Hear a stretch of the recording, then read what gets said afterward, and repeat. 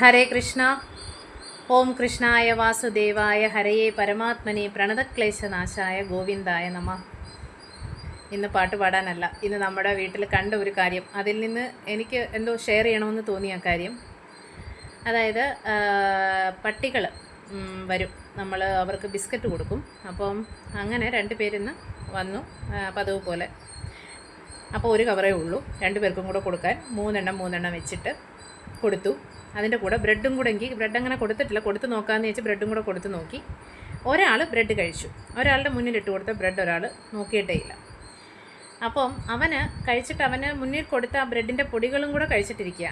മറ്റവന് biscuit കഴിച്ചിട്ട് അവൻ്റെ കാര്യം നോക്കിപ്പോയി. അവന് ബ്രെഡ് വേണ്ട, അവന് വേണ്ടാത്തത് കഴിച്ചില്ല. പിന്നെ ഇവന് പക്ഷേ വേണ്ടിയിട്ടും ഇവൻ വളരെ കൊതിയോടുകൂടി അവന് കൊടുത്ത ബ്രെഡിൻ്റെ പൊടികൾ കഴിക്കുമ്പോഴും ഈ കൂട്ടുകാരൻ വെച്ചിട്ട് പോയ ആ ബ്രെഡ് അവൻ നോക്കുന്നു, അവൻ അതിനെ ശ്രദ്ധിക്കുന്ന പോലുമില്ല. അവൻ അർഹതയല്ല, അവന് കൊടുത്തത് അവൻ കഴിച്ചു. വിശപ്പുണ്ടായിട്ട് പോലും ഈ അടുത്തിരിക്കുന്നത് അവന് വേണ്ടിയിട്ടും അവനത് എടുക്കുന്നില്ല. എനിക്കത് കണ്ടപ്പോൾ വളരെ അത്ഭുതമായിട്ട് തോന്നി. ഞാൻ ഒരിക്കൽ ഉദ്ധവഗീത നമ്മൾ വായിക്കുമ്പോൾ ഭഗവാൻ ഉദ്ധവർക്ക് പറഞ്ഞു കൊടുക്കുന്നുണ്ട്, ദത്താത്രേയ മുനി 24 ഗുരുക്കന്മാരെ പ്രകൃതിയിൽ നിന്ന് കണ്ടുപിടിച്ചത്.